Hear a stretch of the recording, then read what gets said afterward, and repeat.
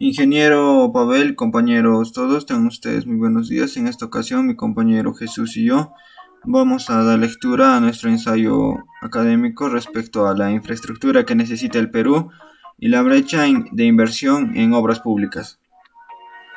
El presente ensayo realiza una evaluación de la situación de los servicios públicos de los sectores transporte, saneamiento, electricidad, gas natural y telecomunicaciones en el Perú, y actualiza el estimado de déficit de inversión en infraestructura de estos sectores.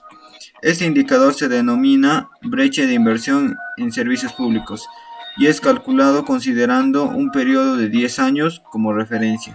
El concepto de brecha de inversión implica el reconocimiento de la falta de inversiones para llegar a cierta meta o para cumplir con ciertos requerimientos de infraestructura, ya sea por el uso de instalaciones en condiciones subóptimas o la dificultad de satisfacer la demanda actual y futura. Este concepto es estático debido a que no proviene de una programación de inversiones en el tiempo, sino que es un agregado del total de inversiones que se requerían realizar hoy para cumplir las metas establecidas. Situación de los principales sectores. Sector transportes. La difícil y variada geografía del Perú es la primera condición que se presenta para el desarrollo del transporte en este país, sea de tipo terrestre, aéreo, marítimo o fluvial. El Perú cuenta con un sistema de transporte terrestre básicamente a través de carreteras, las cuales conectan a todas las capitales del departamento y la mayoría de capitales de provincia, permitiendo que cualquier ciudadano se pueda movilizar con su vehículo a los principales centros urbanos de este país, a donde llegan también un sinnúmero de líneas de buses interprovinciales y muchas de ellas con unidades muy modernas y confortables. Las mercaderías son transportadas en miles de camiones que llegan inclusive a zonas y poblados bastante aislados del territorio.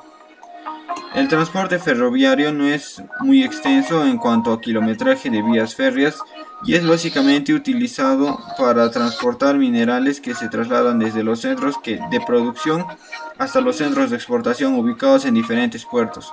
En algunos casos también sirven para el transporte de pasajeros, incluyendo a los trenes turísticos. Para el sector transportes, el cálculo de la brecha se basa en los requerimientos de inversión para responder a la demanda de corto plazo y a su vez superar las deficiencias existentes en materia de infraestructura. De esta forma, la metodología de cálculo de la brecha de inversión de transportes se diferencia de los otros sectores. El sector eléctrico. La electricidad es una fuente muy importante de energía para la mayoría de las actividades económicas. La demanda eléctrica tiende a crecer de manera proporcional al crecimiento de la población y de la economía. La disponibilidad e incluso la composición de la oferta eléctrica nacional forma parte de la agenda del Estado, el cual se encarga de brindar las concesiones de servicio público correspondientes a cada una de las tres actividades en las que se descompone la oferta de electricidad. Primero, la generación eléctrica, la cual consiste en la transformación de alguna fuente energética en electricidad. Segundo, la transmisión o el transporte de electricidad mediante las líneas de transmisión desde donde se genera la electricidad hasta el punto en que se inicia su distribución. Y por último, la distribución de la electricidad que la lleva desde las líneas de transmisión hasta los usuarios individuales. La regulación del sistema eléctrico determina los incentivos para asegurar una oferta adecuada que pueda entender la demanda tanto de familias como de empresas. Los elementos principales de la regulación son la manera de determinar los precios a los demandantes, los costos de los productores y la forma que se escogerá qué productores abastecerán la demanda que fluctúa significativamente en cuestión de horas. Y gas natural. El sector hidrocarburos, con especial énfasis en el gas natural, concentra el 80% de la producción energética en el país, pero se le presta más atención al 20% que abarca la producción eléctrica.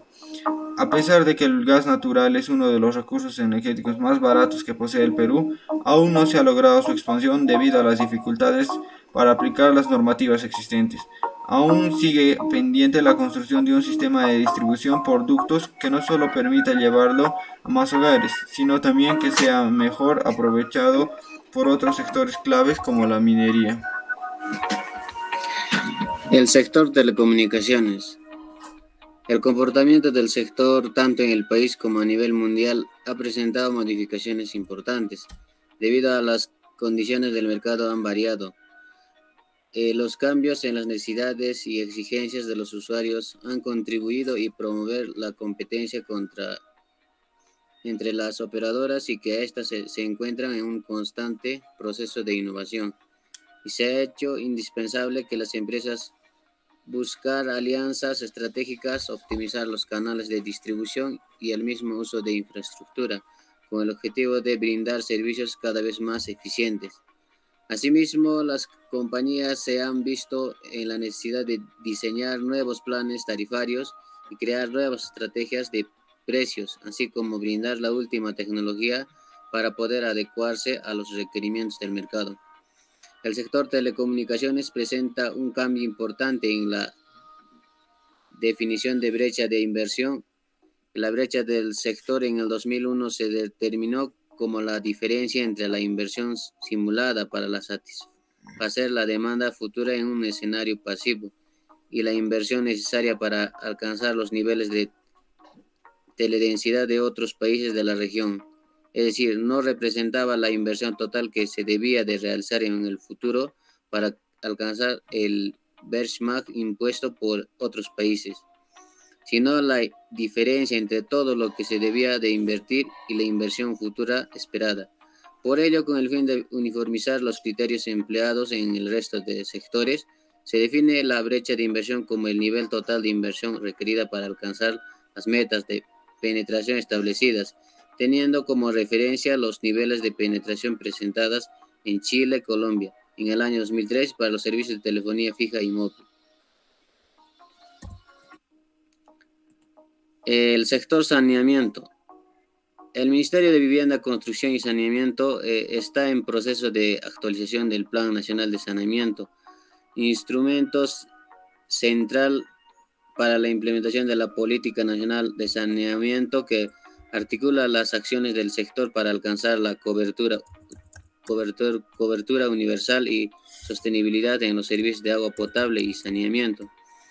La brecha estimada en provisión de agua potable y saneamiento al 2030 se estima en 100.000 millones de soles. Esta brecha incluye por primera vez criterios y lineamientos para la conservación de fuentes de agua y sus ecosistemas productores. Esto ha sido posible gracias a una colaboración entre el MVCS y el Proyecto Infraestructura Natural para la Seguridad Hídrica, a través de la implicación de la herramienta rápida de identificación oportunidades para la infraestructura natural. En el Perú, los proyectos de conservación, recuperación y uso sostenible de los ecosistemas que proveen servicios ecosistémicos hídricos para las empresas prestadoras de servicios de saneamiento están tomando auge, en la medida que más de 40 empresas ya cuentan con tarifas para financiar los mecanismos de retribución por servicios ecosistémicos o merece hídrico. Se está invirtiendo en conservar las fuentes naturales de agua y así garantizar la sostenibilidad a los servicios de saneamiento bajo un enfoque territorial. Conclusiones. A pesar de las significativas inversiones en infraestructura pública que se han ejecutado durante los últimos años, el país todavía enfrenta problemas de infraestructura, incluso en Lima metropolitana, que pueden imponer límites a las oportunidades de crecimiento. El sector que mayores inversiones requiere es energía eléctrica, lo que coincide con la mayor importancia que le asigna a esta infraestructura diversos estudios sobre el crecimiento económico. Y para desarrollar la infraestructura pública que permita sostener las tasas de crecimiento proyectadas para los próximos 50 años, se debería impulsar más agresivamente las asociaciones público-privadas, dinamizar la formulación de proyectos y la inclusión en los mismos de los beneficios indirectos y elaborar un plan nacional de infraestructura que incluya criterios de priorización de proyectos. Muchísimas gracias, eso sería todo.